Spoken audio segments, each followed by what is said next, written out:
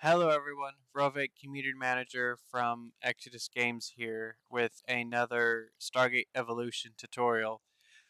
This time I'm going to be doing the ring system, the ring transportation system that's right in front of me. So we have two rings. We have the Goa'uld and we have the Ori. So they're most of the part straightforward. You can walk on, they'll teleport you over. Currently, rings are set up where they go to either the closest one or they go to one that shares the same name. Um, Once we get after the gate overhaul, we're going to be working on a ring overhaul using the control panels and whatnot. So it'll be a lot easier to use them. Right now, everybody has to use giant ring room hubs. Anyways, into the tutorial on how these things actually work. Right now, they do not require any kind of power, so don't worry about, oh, where does the CPM go? How do I power it? They don't need power. There is a visual bug issue with if your server is locked, has all the buildings locked, it will show as unlocked, but with your server being force locked buildings, that will actually be locked. So the way to fix that real quick is you lock it, unlock it, lock it, and unlock it. So it'll make sure it's completely unlocked and it can work. Because if it's locked, this is what happens. It won't dial to it, but it can receive. Okay, so if the ring is locked, it can only receive. That's the first thing you gotta note too.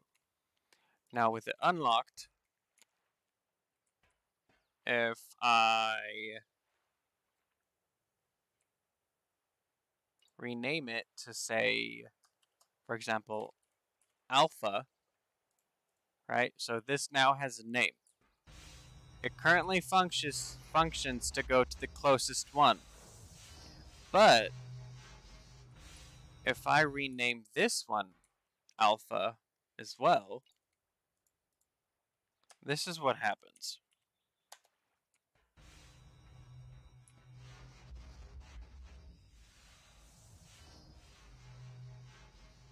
So if you rename a set of rings, they will only travel to the other one that has that name.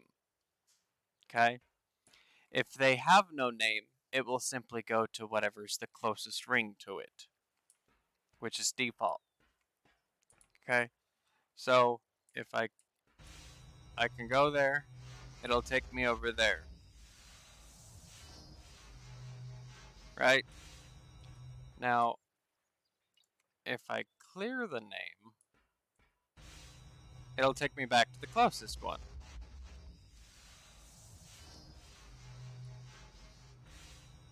Now, if you watch how it looks with the rings going up,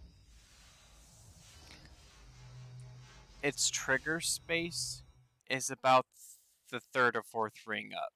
So if you put a big dino in there, it's not going to trigger it. If you're riding on a dino, like for example an Anki, it may not trigger it. So smaller creatures like dodos and raptors by themselves will trigger this. The player themselves will trigger it. But if you try to take something big in there, it will not trigger it. Again, they don't need power, so yet, but we are going to be implementing that in the ring overhaul system when we get to that. But yeah, that's essentially it for the rings. But if you want to have a bunch of them, you need to have basically ring room, um, and it's currently hectic. but yeah, that's about it for rings. Again, I am Raovake, the community manager for Exodus Games. Um, the important thing to remember with the rings currently is if you name them, it bypasses the closeness factor. Rings have a default range of about 60 foundations, and the rings currently do not need power. And the main bug that the rings have is if your server force locks them or force locks structures at all, you're going to have to do the unlock, lock kind of bypass trick. And you only have to do that for the ones you put down. And once they're put down and you do that, it's one and done. You don't have to do it again for that particular ring unless you pick it up and put it down again. Anyways, again, I am Raovake, community manager of Exodus Games, the dev team that is doing the Stargate Evolution mod, and that concludes this tutorial for the Stargate Ring transport system. Thank you all for watching.